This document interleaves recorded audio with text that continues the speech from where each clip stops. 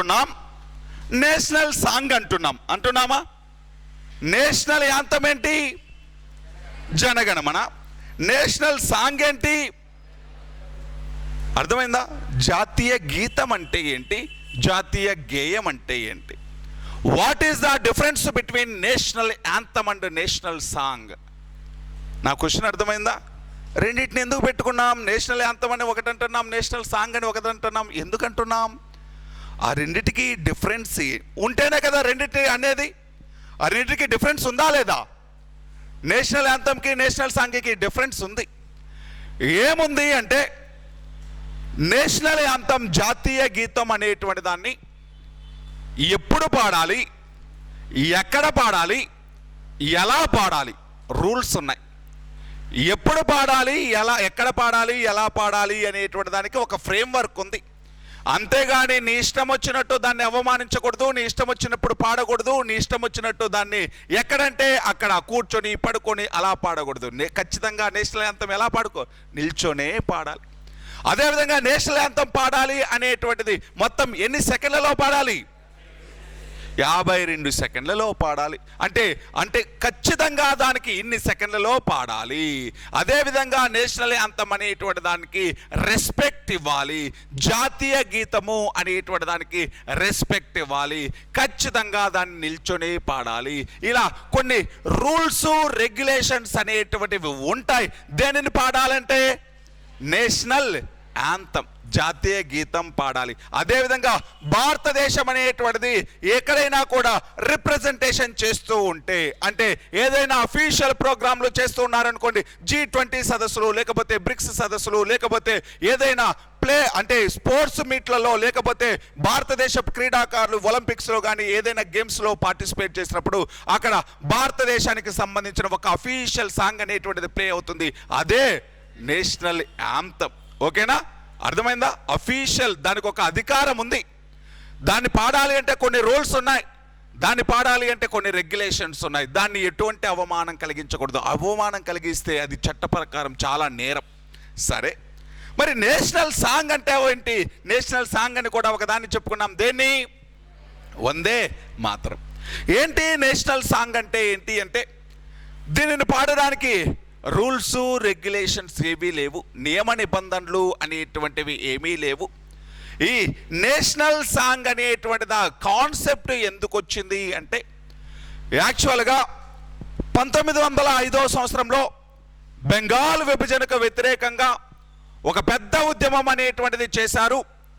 ఈ ఉద్యమాన్ని స్వదేశీ ఉద్యమం, లేకపోతే బెంగాల్ విభజన వ్యతిరేక ఉద్యమం, లేకపోతే వందే మాతరం మూమెంట్ అని పిలిచారు.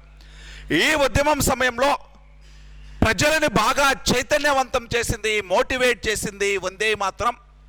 భారతదేశంలో చేసినటువంటి మొట్టమొదటి గొప్ప ఉద్యమం, ప్రజలందరూ పార్టిసిపేట్ చేసినటువంటి ఉద్యమం వందే మాతర ఉద్యమం, స్వదేశీ ఉద్యమం. ఈ ఉద్యమం సందర్భంగా ప్రజలని మోటివేట్ చేసింది, ప్రజల్ని చైతన్యవంతం చేసింది, ప్రజల్లో ఒక ఉత్సాహాన్ని కలిగించింది వందే మాతరం. అలా మొట్టమొదటి భారతదేశ ఉద్యమమైనటువంటి వందే మాతర ఉద్యమం అనేటువంటిది, లేకపోతే స్వదేశీ ఉద్యమం సమయంలో భారతీయులు ఇన్స్పైర్ చేసి మోటివేట్ చేసింది కాబట్టి వందే మాతరం.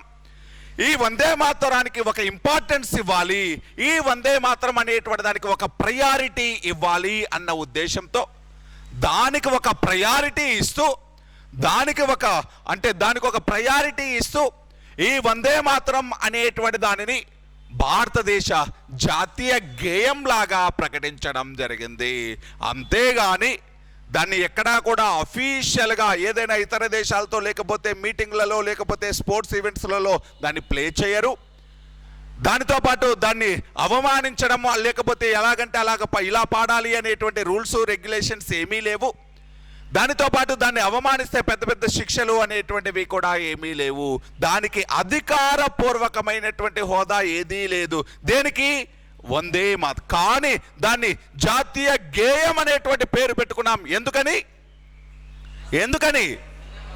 ప్రజలని కలిపి, ప్రజలని మోటివేట్ చేసి, ఇన్స్పైర్ చేసి, ఇండియన్స్ అందరూ కూడా జాతీయోద్యమంలో పాల్గొనేలాగా ప్రజలని యునైట్ చేసింది కాబట్టి, ఒక ఉత్సాహం కలిగించింది కాబట్టి, మొట్టమొదటిసారిగా ప్రజల్లో విపరీతమైనటువంటి జాతీయ భావాలు కలిగించింది కాబట్టి, దానికి ఇంపార్టెన్స్ ఇస్తూ దాన్ని ఎలా అనౌన్స్ చేశారు? నేషనల్ సాంగ్ లాగా అనౌన్స్ చేశారు. అర్థమవుతుందని చెప్పేది? డిఫరెన్స్ చెప్పా. దేనికి? నేషనల్ యాంథమ్కి నేషనల్ సాంగ్కి డిఫరెన్స్ చెప్పా. నేషనల్ యాంథమ్ అనేటువంటిది ఏంటిది? జనగణమన. నేషనల్ సాంగ్ అనేటువంటిది ఏంటిది? వందే మాతరం. జనగణమన్ను ఎవరు రాశారు? అయ్యా, రవీంద్రనాథ్ ఠాగూర్. జనగణమన్ను ఎవరు రాశారు? రవీంద్రనాథ్ ఠాగూర్. ఇనీషియల్గా ఏ లాంగ్వేజ్లో రాశాడు? బెంగాలీ భాషలో రాశాడు. ఇనీషియల్గా ఏ లాంగ్వేజ్లో రాశాడు? బెంగాలీ భాషలో రాయడం జరిగింది. ఒక్కసారి ఈ రెండింటికి సంబంధించి కొంచెం ఎక్స్ట్రా పాయింట్స్ యాడ్ చేసుకుందాం. 1950 జనవరి 24వ తేదీన దేనిని యాక్సెప్ట్ చేసుకున్నారండి? National anthem. ఏంటిదది? జనగణమన. నేషనల్ సాంగ్ ఏంటిదది? వందే మాతరం. ప్రెసిడెంట్గా ఎవరిని ఎన్నుకున్నారు? మరి నేషనల్ ఫ్లాగ్ అనేటువంటిది మిస్ అయింది చూడండి. అంతేనా? జాతీయ గీతం వచ్చింది, జాతీయ గీతంతో పాటు జాతీయ పాట వచ్చింది, నేషనల్ సాంగ్ వచ్చింది, దాంతోపాటు అధ్యక్షుడు వచ్చాడు. మరి నేషనల్ ఫ్లాగ్, జాతీయ పతాకము అనేటువంటి దాన్ని 1947 జూలై 22వ తేదీనే యాక్సెప్ట్ చేయడం జరిగింది. జాతీయ పతాకము అనేటువంటి దాన్ని ఎప్పుడు యాక్సెప్ట్ చేశారండి? 1947 జూలై 22. ఎందుకని? స్వతంత్రం వస్తుంది. ఇంకా స్వతంత్రం వచ్చినప్పుడు ఒక జెండా ఎగరేయాలి కదా. స్వతంత్రం వచ్చినప్పుడు ఒక జెండా ఎగరేయాలి. అందుకని స్వతంత్రం రాకముందే నేషనల్ ఫ్లాగ్ అనేటువంటి దాన్ని డిసైడ్ చేయడం జరిగింది. నేషనల్ ఫ్లాగ్ను ఏ రోజు ఆమోదించారండి? 1947 జూలై 22వ తేదీన. 1947 జూలై 22. ఓకేనా? రాజ్యాంగ పరిషత్ చివరి సమావేశం ఎప్పుడు జరిగింది? 1950 జనవరి 24న జరిగింది. ఈ చివరి సమావేశంలో ఏమేమి డిసైడ్ చేసుకున్నారు? వేటిని ఆమోదించారు? జాతీయ గీతం, జాతీయ గేయం మరియు భారతదేశ రాష్ట్రపతి. మరి జాతీయ పతాకాన్ని ఎప్పుడు ఆమోదించుకున్నారు? 1947 జూలై 22వ తేదీనే ఆమోదించడం జరిగింది. ఇప్పుడు నేషనల్ యాంథమ్ దగ్గరికి వద్దాం. నేషనల్ యాంథమ్ అనేటువంటి దాన్ని ఎవరు రాశారు? రవీంద్రనాథ్ ఠాగూర్. రవీంద్రనాథ్ ఠాగూర్ అనేటువంటి వ్యక్తి ఏ లాంగ్వేజ్లో రాశాడు? బెంగాలీలో రాశాడు. రవీంద్రనాథ్ ఠాగూర్ అనేటువంటి వ్యక్తి బెంగాలీలో రాశాడు జనగణమన అనేటువంటి దాన్ని. మరి ఈ జనగణమన అనేటువంటి దాన్ని మొదటిసారిగా ఐఎన్సి మీటింగుల్లో, కాంగ్రెస్ పార్టీ మీటింగుల్లో 1911వ సంవత్సరంలో కలకత్తాలో జరిగినటువంటి మీటింగ్లో మొదటిసారిగా పాడడం జరిగింది. ఈ జనగణమన అనేటువంటి దాన్ని 1911వ సంవత్సరంలో కాంగ్రెస్ పార్టీ ఐఎన్సి మీటింగుల్లో, కలకత్తాలో జరిగినటువంటి మీటింగుల్లో ఎవరి అధ్యక్షతన జరిగింది అంటే బిషమ్ నారాయణ్ తార్ అనేటువంటి వ్యక్తి. బిషమ్ నారాయణ్ తార్ అనేటువంటి వ్యక్తి అధ్యక్షతన జరిగింది ఈ సమావేశం. బిషమ్ నారాయణ్ తార్ అనేటువంటి వ్యక్తి అధ్యక్షతన జరిగినటువంటి ఈ సమావేశంలో సరళ చౌధురాణి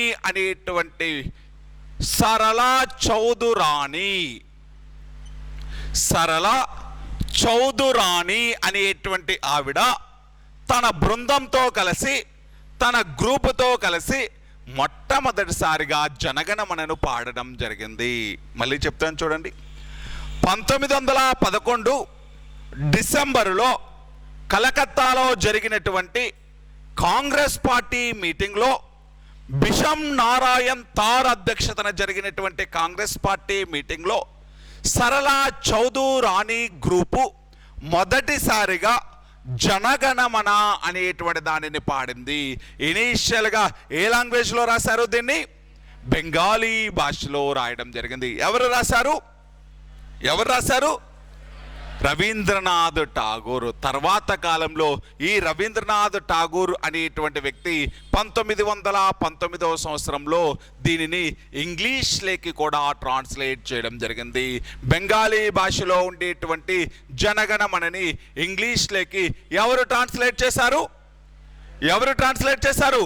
ఆయనే ట్రాన్స్లేట్ చేశాడు, రవీంద్రనాథ్ ఠాగూర్. 1919వ సంవత్సరంలో రవీంద్రనాథ్ ఠాగూర్ అనేటువంటి వ్యక్తి చిత్తూరు దగ్గర మదనపల్లిలో ఉన్నటువంటి బీటీ కాలేజ్, బీసెంట్ థియోసాఫికల్ కాలేజీలో ఇంగ్లీష్లోకి ట్రాన్స్లేట్ చేయడం జరిగింది.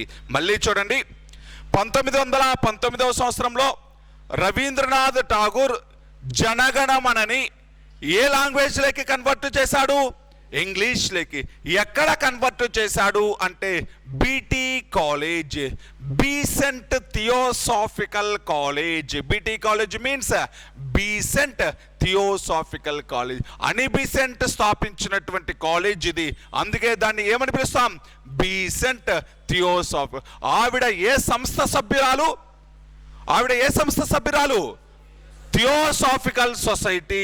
థియోసాఫికల్ సొసైటీ సభ్యురాలు. కాబట్టి దీనిని ఏమని పిలిచాం? Besant theosophical college, BT college అని పిలవడం జరిగింది. ఈ బీటీ కాలేజీలో ఇంగ్లీష్లోకి ట్రాన్స్లేట్ చేశాడు ఎవరు? రవీంద్రనాథ్ ఠాగూర్. ఇంతవరకు క్లారిటీనా? జాతీయ గీతం ఏంటి? జనగణమన. ఎన్ని సెకండ్లలో పాడాలి? 52 సెకండ్లలో పాడాలి. నెక్స్ట్ దీన్ని మొదటిసారిగా ఎవరు పాడారు? సరళా చౌదరాణి. కాంగ్రెస్ పార్టీ మీటింగ్లో. ఏ సంవత్సరం జరిగిన కాంగ్రెస్ పార్టీ మీటింగ్? 1911. ఈ కాంగ్రెస్ పార్టీ సమావేశానికి ఎవరు అధ్యక్షుడు? బిషమ్ నారాయణ్ దార్. దీన్ని ఇంగ్లీష్లోకి ఎక్కడ ట్రాన్స్లేట్ చేశాడు Rabindranath Tagore? BT college, Madanapalle. BT college ఎక్కడ లొకేట్ అయిందండి? మదనపల్లిలో ఉండేటువంటి బీటీ కాలేజీలో ఇంగ్లీష్లోకి ట్రాన్స్లేట్ చేశాడు. నెక్స్ట్ది జాతీయ గేయం దగ్గరికి వద్దాం. ఇక్కడ నేషనల్ సాంగ్ ఏంటి? నేషనల్ సాంగ్ వందే మాతరం అనేటువంటి దానిని ఆనంద్ మట్ అనేటువంటి నవల నుంచి, వందే మాతరం అనేటువంటి దాన్ని ఆనంద్ మట్ అనేటువంటి నవల నుంచి ఎప్పుడు గ్రహించారు అంటే 1882. వందే మాతరం అనేటువంటి దాన్ని ఏ నవల నుంచి తీసుకున్నారండి? ఆనంద్ మట్ అనేటువంటి నవల నుంచి ఏ సంవత్సరం తీసుకున్నారు? 1882 సంవత్సరంలో. 1882 సంవత్సరంలో ఆనంద్ మట్ అనేటువంటి నవల నుంచి ఒక సాంగును తీసుకోవడం జరిగింది. అదే వందే మాతరం అనేటువంటిది. ఈ ఆనంద్ మట్ అనేటువంటి నవలను బకించంద్ర చటర్జీ అనేటువంటి వ్యక్తి రాయడం జరిగింది. ఆనంద్ మట్ అనేటువంటి నవలను ఎవరు రాశారు అంటే బకించంద్ర చటర్జీ. ఇనీషియల్గా సంస్కృతంలో రాశాడు, సాంస్క్రిట్లో రాశాడు. ఇనీషియల్గా ఏ భాషలో రాశాడండి? సాంస్క్రిట్. అంటే ఆనంద్ మట్ అనేటువంటి నవల నుంచి తీసుకున్నటువంటి సాంగే వందే మాతరం. ఏ సంవత్సరం తీసుకున్నారు? 1882లో తీసుకోవడం జరిగింది. మరి ఈ బకించంద్ర చటర్జీ అనేటువంటి వ్యక్తి ఆనంద్ మట్ అనేటువంటి నవలను ఇనీషియల్గా ఏ లాంగ్వేజ్లో రాశాడు? సాంస్క్రిట్లో రాశాడు, సంస్కృత భాషలో రాయడం జరిగింది ఆనంద్ మట్ అనేటువంటి నవల. మరి ఈ సంస్కృత భాషలో రాసినటువంటి వందే మాతరం అనేటువంటి దాన్ని కలకత్తాలో జరిగినటువంటి ఐఎన్సి మీటింగ్ 1896 సంవత్సరంలో కలకత్తాలో జరిగినటువంటి ఐఎన్సి మీటింగ్లో బద్రుద్దీన్ త్యాబ్జీ యొక్క భార్య అయినటువంటి రెహమానా త్యాబ్జీ అనేటువంటి ఆవిడ, బద్రుద్దీన్ త్యాబ్జీ యొక్క వైఫ్ అయినటువంటి రెహమానా త్యాబ్జీ అనేటువంటి ఆవిడ మొదటిసారిగా పాడింది. ఇక్కడ ఉంది చూడండి, మళ్ళీ చెప్తాను చూడండి.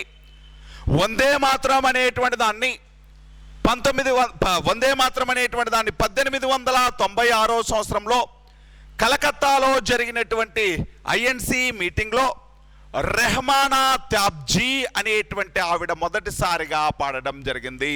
మరి జనగణమనను ఏ సమావేశంలో పాడారు?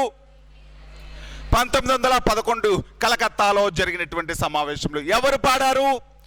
సరళా చౌధురాణి. వందే మాతరాన్ని ఎవరు పాడింది మొదటిసారిగా? Rehmana Tyabji. Who was Rehmana Tyabji? Wife of Badruddin Tyabji. Wife of Badruddin Tyabji. మరి ఐఎన్సి మీటింగ్ 1896 సంవత్సరం కలకత్తాలో జరిగింది. కలకత్తాలో జరిగినటువంటి ఈ సమావేశానికి అధ్యక్షుడు రహమతుల్లా సియానీ. రహమతుల్లా సియానీ. రహమతుల్లా సియానీ అధ్యక్షతన జరిగినటువంటి 1896 కాంగ్రెస్ పార్టీ మీటింగ్లో, 1896 కలకత్తాలో జరిగినటువంటి కాంగ్రెస్ పార్టీ మీటింగ్లో ఈ బద్రుద్దీన్ త్యాబ్జీ యొక్క వైఫ్ అయినటువంటి రెహమానా త్యాబ్జీ అనేటువంటి ఆవిడ ఈ వందే మాతరం అనేటువంటి దాన్ని పాడడం జరిగింది. ఓకేనా? అర్థమవుతుందని చెప్పింది ఏంటండి? రహమతుల్లా సియానీ. ఇంతకుముందు అధ్యక్షుడు ఎవరు? బిషప్ నారాయణ దార్. ఈయన ఎవరు? అధ్యక్షుడు ఎవరు? రెహమతుల్లా సియానీ. రెహమానా త్యాబ్జీ ఈ వందే మాతరాన్ని మొదటిసారి పాడిన వ్యక్తి. అక్కడ సరళా చౌధురాణి జనగణమనని మొదటిసారి పాడినటువంటి వ్యక్తి. రెహమానా త్యాబ్జీ ఎవరంటున్నాం? బద్రుద్దీన్ త్యాబ్జీ. ఆయనకు స్పెషల్ అంటే ఒక పేరు ఉంటేనే కదా ఆయన వైఫ్ అంటున్నాం. బద్రుద్దీన్ త్యాబ్జీ ఎవరు? ఆయన ఒక ఇండిపెండెన్స్ అంటే ఫ్రీడమ్ ఫైటర్. ఆయన కూడా 1887 సంవత్సరంలో జరిగినటువంటి 3వ కాంగ్రెస్ పార్టీ సమావేశానికి అధ్యక్షుడు బద్రుద్దీన్ త్యాబ్జీ. మళ్ళీ చెప్తాను చూడండి. 1887 సంవత్సరం 3వ కాంగ్రెస్ పార్టీ సమావేశం అనేటువంటిది మద్రాసులో జరుగుతుంది. 1887 సంవత్సరంలో 3వ కాంగ్రెస్ పార్టీ సమావేశం మద్రాసులో జరిగితే ఈ సమావేశానికి అధ్యక్షుడు బద్రుద్దీన్ త్యాబ్జీ అనేటువంటి వ్యక్తి. బద్రుద్దీన్ త్యాబ్జీ. 3వ కాంగ్రెస్ పార్టీ సమావేశం 1887 సంవత్సరం మద్రాసులో జరుగుతుంది. ఈ సమావేశానికి అధ్యక్షుడు బద్రుద్దీన్ త్యాబ్జీ. ఏంటి స్పెషాలిటీ అంటే కాంగ్రెస్ పార్టీ సమావేశానికి అధ్యక్షత వహించిన ఫస్ట్ ముస్లిం. కాంగ్రెస్ పార్టీ సమావేశానికి అధ్యక్షత వహించిన ఫస్ట్ ముస్లిం ఎవరు? బద్రుద్దీన్ త్యాబ్జీ. ఫస్ట్ ముస్లిం బద్రుద్దీన్ త్యాబ్జీ. కాంగ్రెస్ పార్టీ మొదటి సమావేశం 1885 సంవత్సరంలో ఎక్కడ జరిగింది? బాంబేలో జరిగింది. 1886 సంవత్సరంలో కాంగ్రెస్ పార్టీ మీటింగ్ అనేటువంటిది ఎక్కడ జరిగింది? కలకత్తాలో జరిగింది. మొదటి సమావేశం, రెండవ సమావేశం, మూడవ సమావేశం. మూడవ సమావేశం 1887 సంవత్సరంలో ఎక్కడ జరిగింది? మద్రాసులో జరిగింది. ఎవరు అధ్యక్షుడు? బద్రుద్దీన్ త్యాబ్జీ. ఈ బద్రుద్దీన్ త్యాబ్జీ యొక్క వైఫ్ పేరే ఏంటి? రెహమానా త్యాబ్జీ. ఆవిడ స్పెషాలిటీ ఏంటి? వందే మాతరాన్ని మొదటిసారిగా కాంగ్రెస్ పార్టీ మీటింగ్ లో పాడినటువంటి వ్యక్తి. ఏ కాంగ్రెస్ పార్టీ మీటింగ్ లో? 1896 కలకత్తాలో జరిగినటువంటి కాంగ్రెస్ పార్టీ మీటింగ్ లో. ఆ సమావేశానికి ఎవరు ప్రెసిడెంట్? రహమతుల్లా సియానీ. రహమతుల్లా సియానీ అనేటువంటి వ్యక్తి. ఓకేనా? అదేవిధంగా వందే మాతరం అనేటువంటి దాన్ని ఇంగ్లీష్లోకి ట్రాన్స్లేట్ చేసినటువంటి వ్యక్తి అరవిందో ఘోష్ అనేటువంటి వ్యక్తి. ఇంగ్లీష్లోకి ట్రాన్స్లేట్ చేసినటువంటి వ్యక్తి ఎవరండి? అరవిందో ఘోష్. వందే మాతరాన్ని ఇనీషియల్గా ఏ లాంగ్వేజ్లో రాశారు? సాంస్క్రిట్. ఎవరు రాశారు? బకిం చంద్ర చటర్జీ. ఏ నవల నుంచి తీసుకున్నారు? ఆనందమఠ్ అనేటువంటి నవల నుంచి. ఏ సంవత్సరం తీసుకున్నారు? 1882. దాన్ని ఇంగ్లీష్లోకి ట్రాన్స్లేట్ చేసినటువంటి వ్యక్తి ఎవరు? అరవిందో ఘోష్. అరవిందో ఘోష్. అరవిందో ఘోష్ అనేటువంటి వ్యక్తి వస్తారు. ఇవన్నీ కూడా ఫ్రీడమ్ మూమెంట్లో నేను చెప్పేస్తాను. ఇవన్నీ కూడా ఇంగ్లీష్లోకి ట్రాన్స్లేట్ చేసినటువంటి వ్యక్తి అరబిందో ఘోష్ అనేటువంటి వ్యక్తి. ఓకేనా? ఇంతవరకు ఓకేనా? సరే. నేను 1950 జనవరి 24 మీటింగ్లో ఏమేమి యాక్సెప్ట్ చేశారని చెప్పాను? National anthem, national song president, రాష్ట్రపతి అనేటువంటి వ్యక్తిని యాక్సెప్ట్ చేయడం జరిగింది. మరి నేషనల్ ఫ్లాగ్ అనేటువంటి దాన్ని ఎప్పుడు యాక్సెప్ట్ చేసింది కాన్స్టిట్యూషన్ అసెంబ్లీ? 1947 జూలై 22. 1947 జూలై 22. యాక్చువల్గా రాజ్యాంగాన్ని ఆమోదించుకున్నటువంటి డేట్ ఏంటి?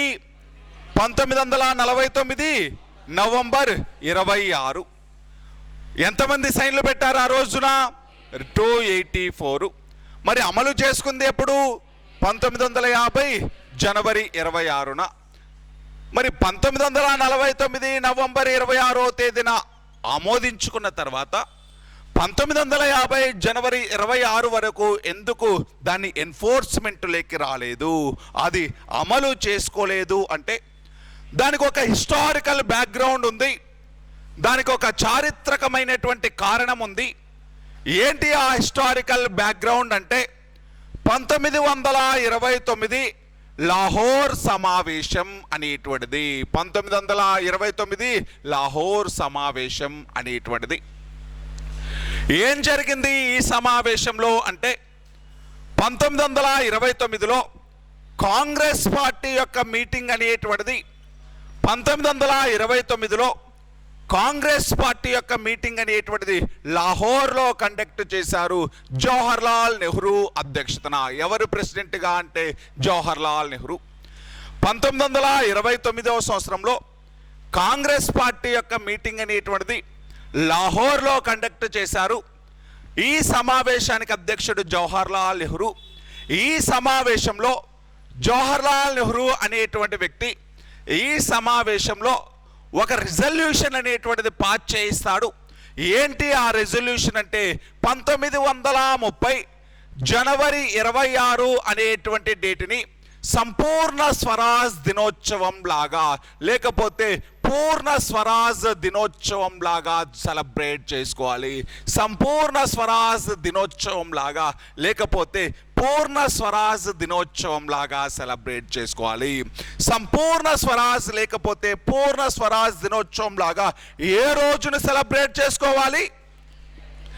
1930 జనవరి 26. 1930 జనవరి 26ని పూర్ణ స్వరాజ్ దినోత్సవం లాగా సెలబ్రేట్ చేసుకోవాలి, సంపూర్ణ స్వరాజ్ దినోత్సవం లాగా సెలబ్రేట్ చేసుకోవాలి అని ఏ సమావేశంలో, ఏ సమ్మిట్లో డిసైడ్ చేశారు? లాహోర్ సమ్మిట్లో. ఈ లాహోర్ సమ్మిట్ ఎప్పుడు జరిగింది? 1929. ప్రతి సమావేశం కూడా చూడండి 19 అంటే సమావేశం డిసెంబర్ నెలలో జరుగుతుంది. లాస్ట్ 3 రోజులు జరుగుతుంది. డిసెంబర్ నెలలో లాస్ట్ 3 రోజులు జరుగుతాయి కాంగ్రెస్ పార్టీ మీటింగ్లు అనేటువంటివి. 1929 డిసెంబర్లో జరిగినటువంటి కాంగ్రెస్ పార్టీ మీటింగ్ లాహోర్లో జరిగింది. ఈ సమావేశంలో జవహర్లాల్ నెహ్రూ ఏమన్నాడు అంటే 1930 జనవరి 26వ తేదీని పూర్ణ స్వరాజ్ దినోత్సవం లాగా సెలబ్రేట్ చేసుకోవాలి, డే ఆఫ్ సంపూర్ణ స్వరాజ్ లాగా సెలబ్రేట్ చేసుకోవాలి అని చెప్పాడు. కాకపోతే సంపూర్ణ స్వరాజ్గా సెలబ్రేట్ చేసుకోవాలి అంటే భారతదేశానికి ఏం రావాలి? ఫ్రీడమ్ రావాలి, స్వతంత్రం రావాలి. కానీ స్వతంత్రం రాలేదు కాబట్టి పూర్ణ స్వరాజ్ దినోత్సవం లాగా సెలబ్రేట్ చేసుకోలేకపోయాం. ఏ రోజున? జనవరి 26. అందుకని అప్పుడెప్పుడో మనం ఒకసారి అనుకున్నాం జనవరి 26వ తేదీని పూర్ణ స్వరాజ్ దినోత్సవం లాగా సెలబ్రేట్ చేసుకోవాలి అని. కానీ అప్పుడు చేయలేకపోయాం కాబట్టి ఈ జనవరి 26 అనేటువంటి దానికి ఒక ప్రాముఖ్యతనివ్వాలి మనము. ఆ జనవరి 26 అనేటువంటి దానికి ఒక ప్రయారిటీ ఇవ్వాలి అనేటువంటి కారణంతో రాజ్యాంగాన్ని 1949 నవంబర్ 26వ తేదీన ఆమోదించుకున్నప్పటికీ దానిని ఏ రోజు నుంచి అమలు చేసుకున్నారు అంటే 1950 జనవరి 26. అంతేగాని అంటే జనవరి 26 అనేటువంటి దానికి ఒక ప్రాధాన్యతని ఇవ్వడం కోసం, ఒక ప్రయారిటీ ఇవ్వడం కోసం, చరిత్రలో దానికి ఒక స్థానం కల్పించడం కోసం మాత్రమే ఎప్పటి నుంచి దీన్ని అమలు చేసుకోవడం స్టార్ట్ చేశారు? 1950 జనవరి 26. జనవరి 26 ఇలా 1949 నవంబర్ 26వ తేదీన దీన్ని ఆమోదించుకున్నప్పటికీ, యాక్సెప్ట్ చేసినప్పటికీ, అప్రూవల్ వచ్చినప్పటికీ, ఇది కమెన్స్మెంట్ డేట్ అయితే ఇదే అయినప్పటికీ దీన్ని ఎప్పటి నుంచి ఎన్ఫోర్స్మెంట్ లేకొచ్చింది అంటే 1950 జనవరి 26 నుంచి ఎన్ఫోర్స్మెంట్ లేక రావడం జరిగింది. దానికి కారణం సంపూర్ణ స్వరాజ్ దినోత్సవం, పూర్ణ స్వరాజ్ రిజల్యూషన్ అనేటువంటిది. ఏ సమావేశం? లాహోర్ సమావేశం 1929. అందుకే జనవరి 26వ తేదీ నుంచి దీన్ని రాజ్యాంగాన్ని అమలు చేసుకోవడం ప్రారంభించారు. కాబట్టి ఈ రోజుని రిపబ్లిక్ డే లాగా ప్రకటించడం జరిగింది, గణతంత్ర దినోత్సవం లాగా ప్రకటించడం జరిగింది. రిపబ్లిక్ భారతదేశాన్ని గణతంత్ర దినోత్సవం లాగా అంటే భారతదేశాన్ని గణతంత్ర దేశం లాగా ప్రకటించడం జరిగింది. ఆ రోజుని రిపబ్లిక్ డే లాగా సెలబ్రేట్ చేసుకోవడం జరిగింది. గణతంత్ర దినోత్సవము అనేటువంటి దాన్ని జనవరి 26వ తేదీన ఎందుకని సెలబ్రేట్ చేస్తారు అంటే రాజ్యాంగాన్ని అమలు చేసినటువంటి రోజు కాబట్టి జనవరి 26ని రిపబ్లిక్ డే లాగా సెలబ్రేట్ చేయడం జరుగుతుంది. ఇది దేనికి సంబంధించింది అంటే సమావేశాలు. మొత్తం ఎన్ని సమావేశాలు జరిగాయి? మొత్తం ఎన్ని సమావేశాలు? ఆమోదించుకునేంత వరకైతే 11 సమావేశాలు, అమలు చేసుకునేంత వరకైతే 12 సమావేశాలు. చివరి సమావేశం ఎప్పుడు జరిగింది? 1950 జనవరి 24వ తేదీన జరిగింది. చివరి సమావేశం 1950 జనవరి 24న జరిగింది. మరి రిపబ్లిక్ డే లాగా జనవరి 26ను ఎందుకు సెలబ్రేట్ చేస్తాం? ఆ రోజు నుంచి కాన్స్టిట్యూషన్ అనేటువంటిది ఎన్ఫోర్స్మెంట్ లేకొచ్చింది కాబట్టి, అమలు చేసుకుంటున్నాం కాబట్టి ఆ రోజుని రిపబ్లిక్ డే లాగా సెలబ్రేట్ చేయడం జరుగుతుంది. ఇది దేనికి సంబంధించింది అంటే సమావేశాలు అనేటువంటి దానికి సంబంధించింది. కొంచెం బ్రేక్ తీసుకుందాం. బ్రేక్ తీసుకున్న తర్వాత